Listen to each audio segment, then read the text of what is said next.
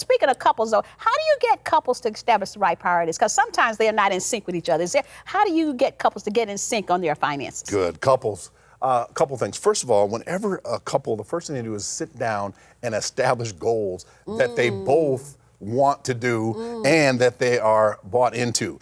If one says I want to save and one says I want to spend, that is not equally yoked. Well, how can they have we to do get that, goals. So first thing is that we actually sit down and when we do marriage counseling, is we call it kitchen table conversations. You need to sit down and talk about, some different things in these areas. Even some of them is even credit, is people need to have their credit ran. So if your credit score is 150, that's not good. So you have to sit down and talk about that and walk through all those areas. But the first is just sit down and understand how people feel about money. Yes. If you had your last $20, what would you do with it?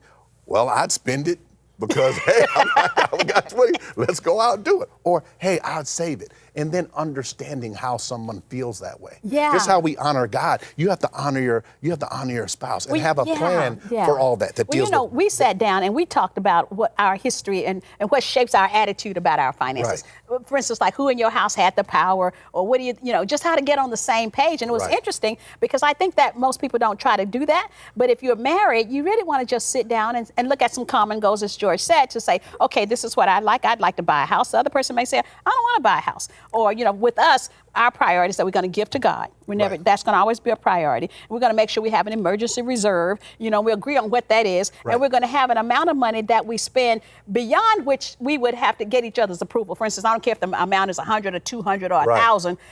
We set the limit, and anything beyond that, we're going to have to come back together and agree. Right. That's setting up goals. Yeah. Actually, even in your book, 30 days to tame your finances. Yeah. You say, look at where we're at. Yeah. You said that. Yeah. And then even a couple, after you look at where you're at, you set up, this is our goals. In other words, like, do we want to take a family vacation? Yeah. 'Cause one does and the other one. So the understanding is, this is how much we have to save. And then let them have a fun day. I like to go out and go to this or go to football or go do this with my friends. Yeah. Then let's have a fun for it so at least we can account for it so there's no surprises. Okay, so you're not recommending total suffering and abstinence from everything that's fun. Oh, no. Okay. Wait, this is the whole reason why we're having the meeting is you want to put fun in there. Yeah. Because that makes the person want to come to the meeting. The reason, as you know, most divorces happen because of finances, and then they say communication, and a third is sex. Yeah. But hey, if the finances were together, I think the other two just fall in line. I ain't never seen two people at the beach in Jamaica arguing about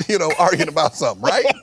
Yeah, so what happens is you have to put in the fun. Okay. Hey, we want to take this trip. So you budget the fun. You budget the fun. And then we found out that people lately, whenever I officiate a wedding, the last 3 that I've done, they haven't had big lavish weddings. They actually had housing funds. They said, hey, instead of buying, they have a whole list, you'll have a registry. Yeah. They said, hey, we're saving to buy a home and in LA it's called the Mert Park. There's different areas in LA. They said we're buying a home, and that said that we're saving for a home. And the couple had raised over $20,000.